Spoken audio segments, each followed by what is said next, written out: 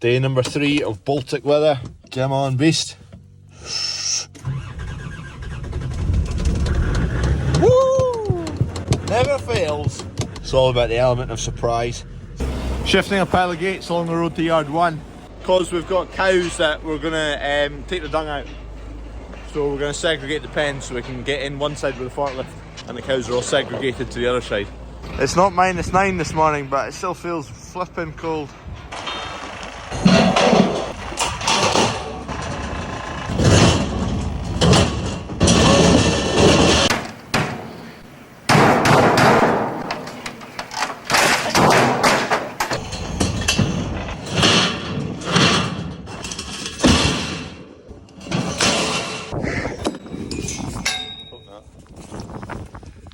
Dad's going to barrel them along the road.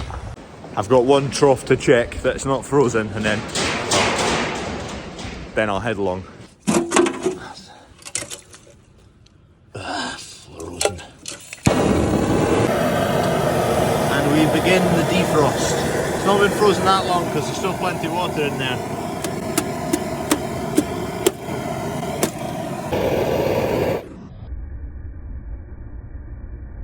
Here she comes. We're getting there, we're almost done. A day or two of cold weather of this is fine. A week is getting a bit annoying. To be fair, out of all the troughs, this is the only one which is frozen up because there's not that many cows next to it, so there's not much heat coming off at them. These pipes are not insulated and it's bloody cold. Right, we're at the forklift here. We've got this pipe's leaking and we're trying to figure out where it goes. Kev's underneath, seeing if he can see this wiggle on the other end. They're moving! Right, I'll pull the other one, see if you can see that one move.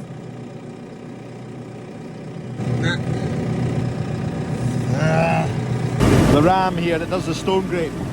Kev was fighting with some stones yesterday and see it's leaking there. I'll show you what happened, but I'm on my way to get a wee doughty washer or a copper washer or something to try and seal that up, as well as some PTFE tape. I think it's going to be a day of fixing stuff, whether it's troughs that are... There you go. So this is the bolt that was in it.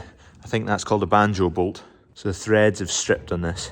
Kev's put a new one in, but it's not sealing right, so we'll get some PTFE tape. And I've got a box of doughty washers. Right, we've whacked 2 new doughty washers on there. I've actually realised that putting PTFE tape on this wouldn't really make a difference. Pressure's on at the moment, so that's looking better anyway. Seems to have sealed. Push it all the way out. Get pressure on it. Yeah, we're good. Happy days. So I've figured out what the issue is, or what the pipe does. It's the retraction of the boom that causes oil to spew everywhere. So we're going to fill up the feeders. Hopefully it's not out of action for too long, but it might be a few hours.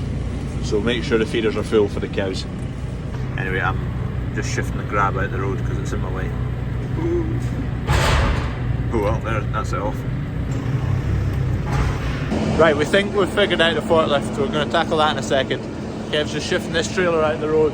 Well, not out the road, the joiners have got rubbish coming out of where they're working, so it can go into here.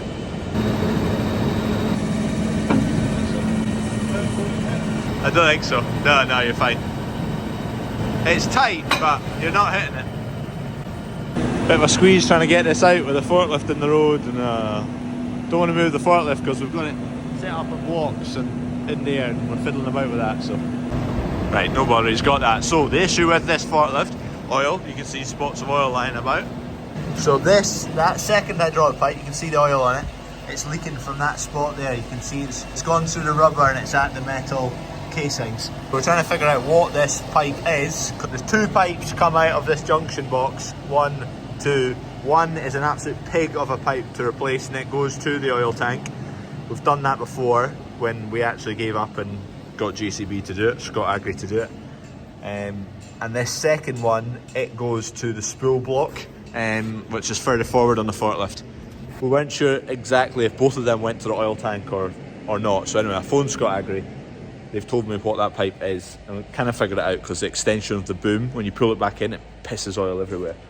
So hopefully we'll go to the spool block, we'll find the other end of that pipe, we'll get it off, put a bit of string through, whap it out into Perth, get a new fitting, whap it back in, jobs are good in, just like that.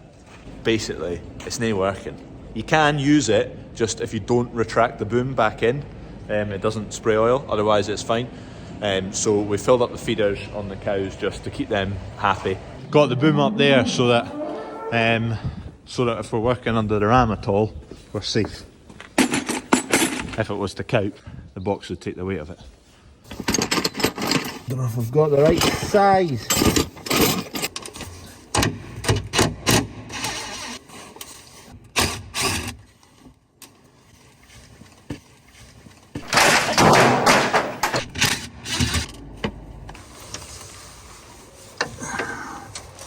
Filled with rubbish in a way. There's a big spool blocking away. You want to give it a wiggle? It looks like it goes into the frame, yeah. Could do this boom being higher up.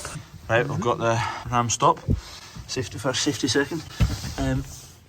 There's a pipe basically that goes from the back of the boom and it runs. Oh Jesus, this is a nightmare. It's this one here. And it comes up to this valve block. And that's... I've not got enough hands. Anyway, that's it there. I'm going to take it off and fix it.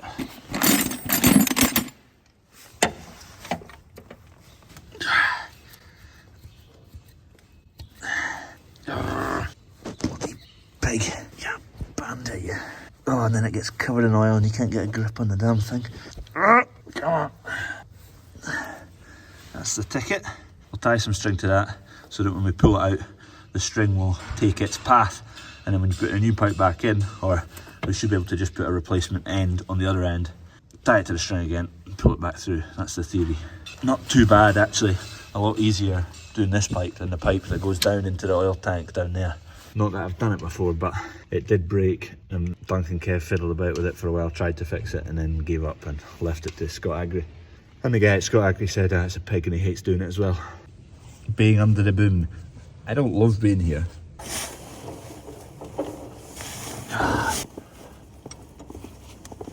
I don't know, my end was a 19 anyway. There might be an 18 in that bucket. Oh, Jesus. Right, so I'll go tight there. I'm going through a tight spot, so give it a pull. Yeah, it's going, it basically threads between all these other big pipes. The head of it's jammed. Bloody pig. There you go, that's it. So it should be slack now till it comes through under the pin of the boom. Hold on, I'll just make sure the string's not catching. Right, you should be alright there. So that's it coming through under the boom now. Right, we got our string through. Going under the pin over there was brutal. So I had to take a bit of string off to make it a wee bit narrower going through, and it just went. Anyway. Step one. Is that the easy or hard step, Kev? It's usually easier taking it out. I know. The easy bit is done. It's not even Monday. What a pig of a job. Hopefully can just snip that and put a new piece on the end because there's plenty length in that pipe.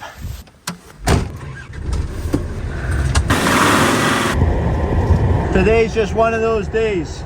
Repairs, broken stuff, fixing stuff. This is where we come to get pipes fitted. I've actually never been in here. This is a brand new office or store or warehouse, whatever you call it. That's a good Allen key, that. Can knock someone out. You go for a pipe and you buy the shop. Flipping heck. Anyway, they've got the fitting. It's not identical. He wasn't 100% on it. He said it'd be better a full new pipe, but we'll try that and see how we go. Yeah, it's pretty stiff at that. Oh, that's helped. That's helped. That's it.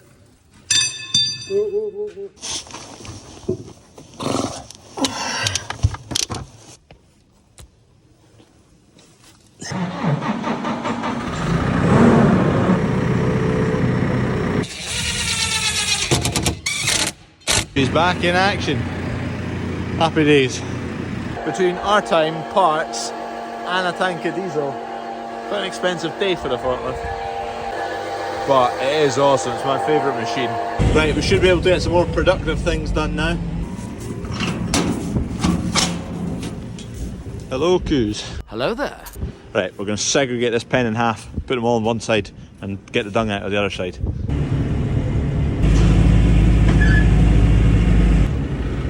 This is why we grabbed the gates this morning. And just like that, cows are all segregated. I've got a pile of dung to get over. Kev's just gone to yoke up a trailer after a few hours of scratching heads, swearing, shouting, huffing and puffing and wrenching. Anyway, she's working now. Just waiting for Kev. He'll park a trailer here, in and out of there, load it up, job done. We'll get half the reed done today, bed it, cows can go back onto it, and then we'll do the other side tomorrow morning.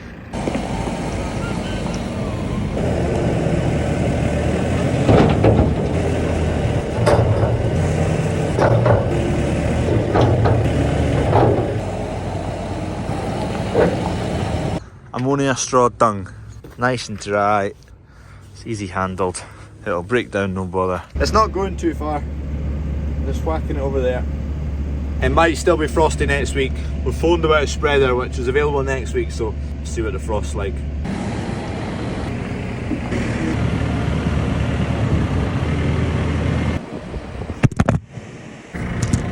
You coped. We're almost done. A wee bit left at the end. Job done. Tunes.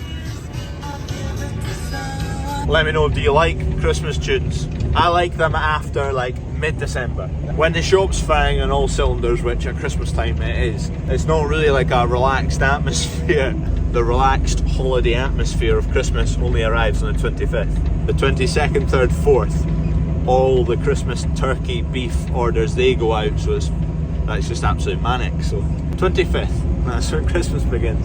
In the shop, they're starting to think about Christmas in February, March. That's when you order stock for the following Christmas. Anyway, that's the last load. I've just got a wee half bucket full here. It wasn't really much, came out of there maybe. I think there's probably about 5 or 6 loads. Happy days, we'll get that spread maybe next week. We'll land the top one the right way up.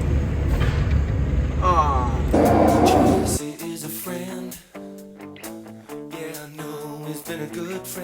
These cows can come back in, and tomorrow morning we'll clear all of that.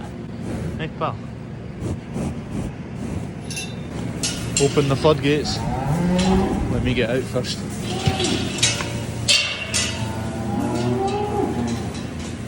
Job done. Thanks for watching. Kev's just chucking his trailer and tractor in the shed, so it's not frosty cold in the morning. Oh, we're talking now.